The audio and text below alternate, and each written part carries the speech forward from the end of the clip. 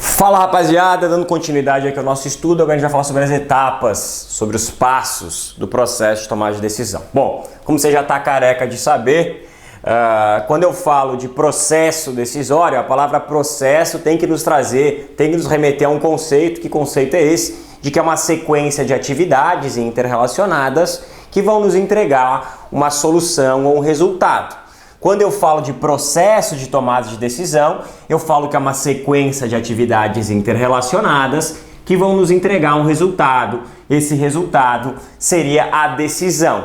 Então, cuidado! Quando eu falo de características da decisão, eu estou falando do último passo desse processo decisório. Quando eu falo de características do processo decisório, eu estou falando dessas etapas, desse processo, desses passos, certo? Então bastante cuidado quando eu falar de processo decisório e quando eu falar de decisão. Decisão é o passo final, é o nosso último passo aí que a gente tem no processo decisório. Marco, eu já vi em vários outros concursos, várias outras provas que eu já fiz, etapas diferentes dessas. Só que se você for olhar e colocar uma do lado da outra, elas têm praticamente somente os nomes diferentes. São exatamente a mesma coisa, então eu vou utilizar essa nomenclatura, é a nomenclatura mais utilizada, é a nomenclatura mais comum, é a que aparece em provas e do principal autor quando a gente fala de tomada de decisão, mas fique à vontade, às vezes, de utilizar uma outra nomenclatura, simplesmente conserve os conceitos. Nomes são simplesmente identificações que a gente utiliza para eles, certo? Bom, primeiro ponto e principal ponto, por que eu digo que a identificação do problema é o principal ponto? Porque se eu digo que são etapas interrelacionadas, ou seja, uma tem relação com a outra, e eu erro no primeiro ponto, todo o resto do processo eu jogo fora. Eu jogo fora porque não faz sentido. Todas as outras etapas dependem da primeira etapa. Então não faz sentido a gente perceber que, não, identifiquei o problema errado, mas o diagnóstico da situação foi certo. O diagnóstico da situação foi certo sobre um problema que é o errado. Então, é claro que o primeiro passo de todo esse processo é o passo mais importante. Se você erra aqui, não tem nem por que você dar sequência na sua atividade. E você lembra que uma das armadilhas do processo de tomada de decisão, que é uma armadilha que eu dei para você, que eu classifiquei como bem importante, é o erro na identificação, na formulação do problema. Então, o primeiro passo é identificar o problema. O que precisa ser solucionado? De novo, mais do que boas respostas, o importante é você formular boas perguntas. Então, qual o problema que deve ser solucionado? Quais são os limites desse problema? Quais são as áreas que esse problema afeta? Esse é realmente um problema? Lembra que a gente já viu uma ferramenta que a gente chama de matriz Gucci, gravidade, urgência e tendência? Para que serve essa matriz Gucci, gravidade, urgência e tendência? Serve para priorizar o problema, priorizar problemas. Com base no quê? Com base na gravidade desse problema, na urgência desse problema e na tendência de piora desse problema. Você pega o rol de problemas que você identificou e vai pontuando de 1 a 5. Esse problema é muito grave? O quanto desse problema realmente afeta os resultados da organização? Esse problema vai acontecer amanhã ou vai acontecer daqui 10 dias ou daqui 1 mês? E se eu não fizer nada, o que acontece com esse problema? Qual que é a tendência de piora? E aí você pontua de 1 a 5, soma ou multiplica. Já vi autores que falam soma, já vi autores que falam multiplica. O importante é você utilizar sempre a mesma metodologia para todos os problemas. Se você começar somando, você segue somando. Se você começar multiplicando, você segue multiplicando.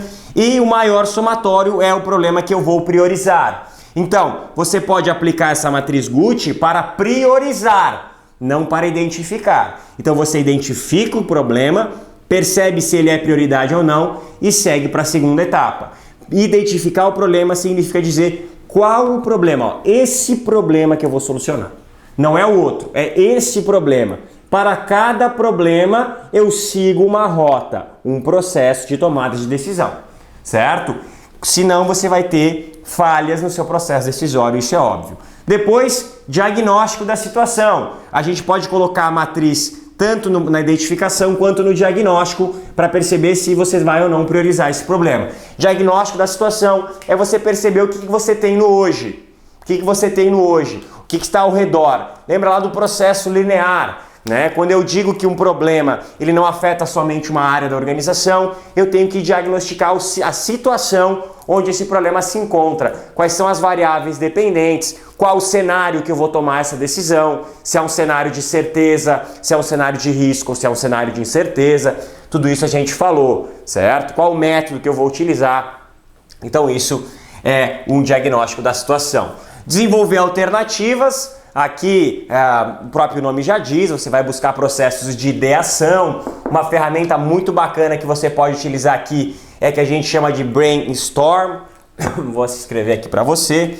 O brain de cérebro, storm de tempestade, é o que a gente chama de tempestade de ideias.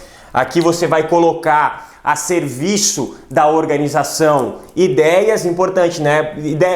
Conceito do brainstorm. O importante aqui é a quantidade de ideias.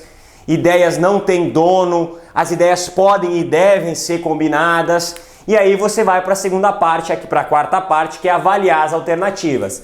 O brainstorm nada mais é do que você encher um papel de ideias, certo? Aqui você tem que perceber todas as alternativas possíveis. Aí você vai gerar critérios, você vai estabelecer critérios e aí você vai avaliar as alternativas em razão desses critérios. Você avalia as alternativas em razão desses critérios que foram percebidos pela organização e aí sim você escolhe a melhor alternativa. Lembrando, você pode chegar à solução por alternativas distintas, certo?